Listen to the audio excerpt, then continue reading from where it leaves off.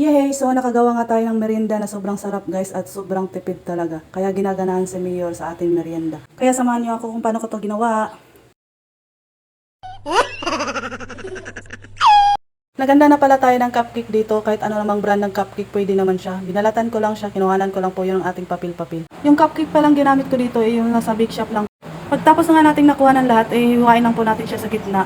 Gumamit lang tayo dito ng kutsilyo at saka mag-gloves tayo para naman malinis yung ating paggagawa. Pagkatapos nga nating mahiwa lahat, magbe-blend po tayo ng ibang cupcake para naman ilagay po natin siya sa sauce. Gagamit lang po tayo dito ng food processor para madurog ng maayos. Kung wala naman kayong food processor, pwede naman yung mano-mano lang. Naganda na nga ako dito ng cream, ilagay lang po natin siya sa ating bowl. Kahit ano namang brand ng cream, pwede naman siya. Tapos lagyan po natin ng half cup na condense. Konti lang po yung nilagay natin na condense dyan para di naman masyadong matamis. Umiipal na naman yung aking katamaran guys, kaya di ako gumamit ng mixer. Tapos naman nag-mix, nilagay ko na lang yung ating dinurog na cupcake. Tapos minimix-mix lang po natin. Ito tapos na nga po siya. Naganda na pala ako ng lalagyan para ilagay natin ng isa-isa yung ating hiniwang cupcake. Hinayos ko pala yung ating paglagay nating cupcake para naman walang butas-butas. Ubos ko pala yung paglagay yung ating hiniwang cupcake para naman walang masasayang. Tapos nung mailagay lahat, dip ko lang ng konti. Wag naman masyadong dip para naman di madurog yung ating cupcake. At inilagay ko na nga yung ating sauce. Lahat inilagay ko na, wala nang natira. Magtatoppings pala ako dito ng ace, yung durog na ace, kasi nga yung durog na ace natin baka masayang lang. Tapos nung mailagay natin yung ating durog na biscuit, maglalagay naman tayo ng marshmallow para naman maganda siya tingnan. Itong marshmallow natin tsaka durog na biscuit, yung natira pala natin yung ginawa na munchkin. Para naman hindi masayang, tinappings ko na lang. Ito na nga yung ating finished product. Pwede na po ito ilagay sa ating ref ng ilang 100 years. Pagkatapos ng ilang 100 years, ito na ang ating cheesecake, ice cream, so tikima na. Umiiyak na.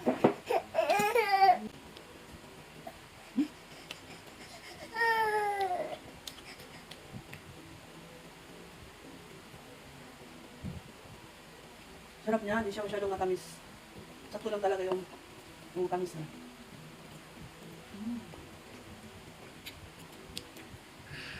Yan yan? Sarap.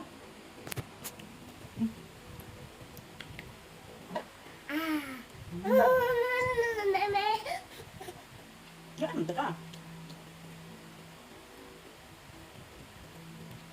Palamigan. Sarap. Ang sarap.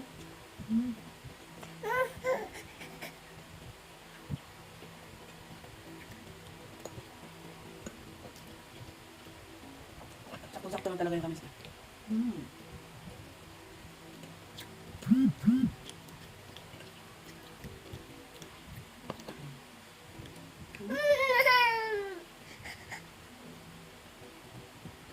No?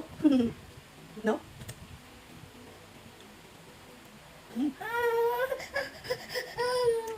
Bakit?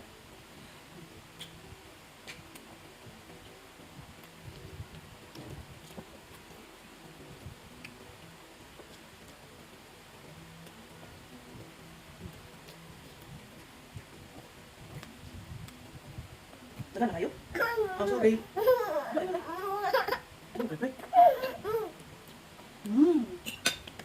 Papa.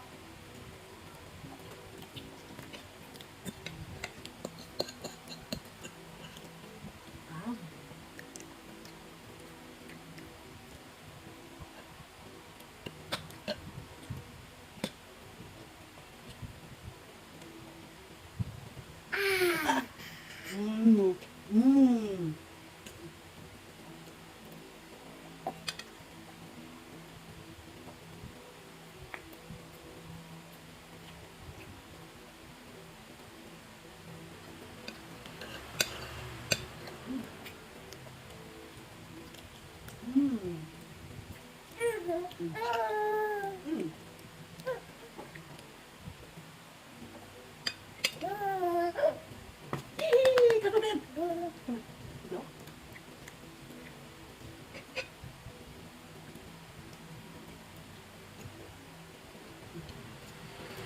Sana, yay! Kato na.